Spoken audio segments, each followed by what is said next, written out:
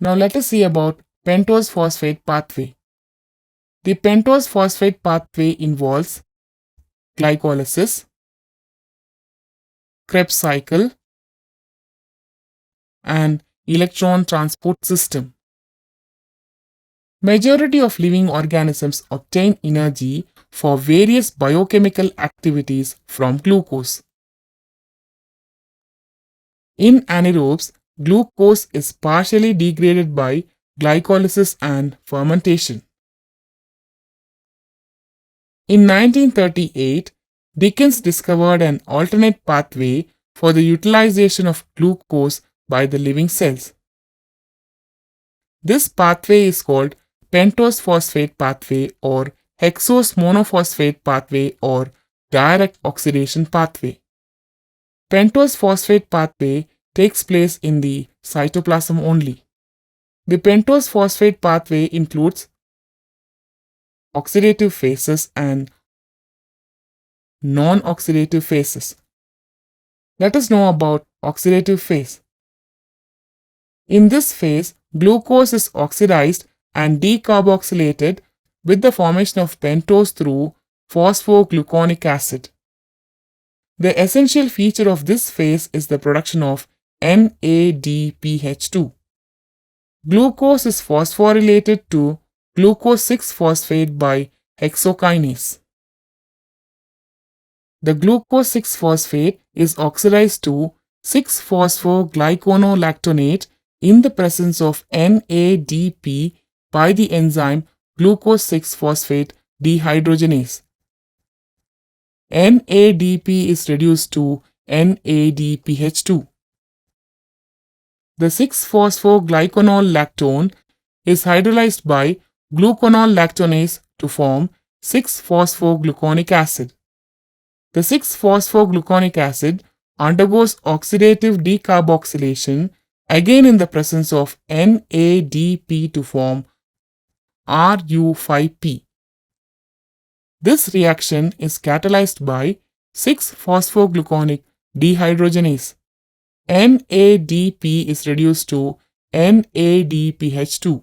In this reaction, carbon dioxide is released. Let us see the non-oxidative phase. In this phase, various intermediates such as 3C, 4C, 5C, and 7 carbon phosphorylated sugars are produced.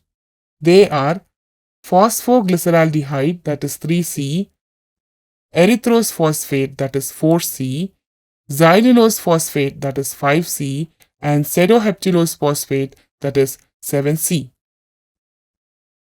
6 molecules of glucophosphate enters this pathway. After oxidation, 6 molecules of carbon dioxide are released as shown in the step 4, and 12 molecules of NADPH2 are produced as shown in the steps 2 and 4. In other words, after oxidation, 1 molecule of glucose produces 6 molecules of carbon dioxide and 12 molecules of NADPH2.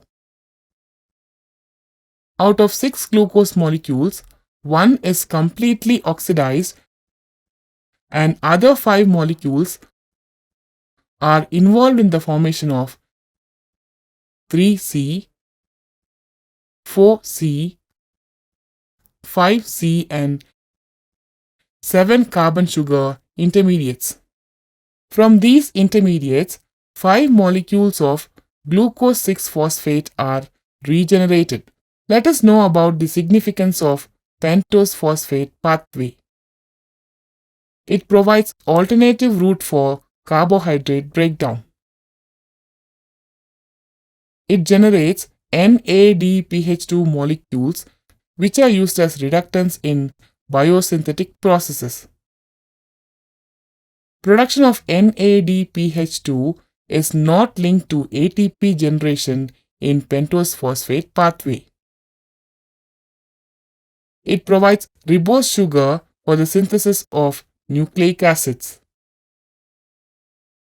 It provides erythrose phosphate required for the synthesis of aromatic compounds.